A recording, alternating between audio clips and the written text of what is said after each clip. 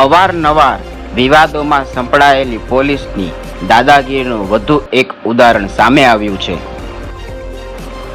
વડોદરાના પોલીસ કર્મીઓએ બે નિર્દોષ યુવકોને લાકડી વડે માર માર્યો હોવાનું દ્રશ્ય સામે આવ્યું છે. મળતી માહિતી મુજબ પોલીસે પ્રિયા સિનેમા 4 રસ્તા પાસે ચેકિંગના નામે મોપેડ પર સવાલ 2 યુવકોને રોક્યા હતા, જ્યારે આઈડી બતાવવા બાબતે યુવક અને પોલીસ વચ્ચે બોલાચાલી થઈ હતી.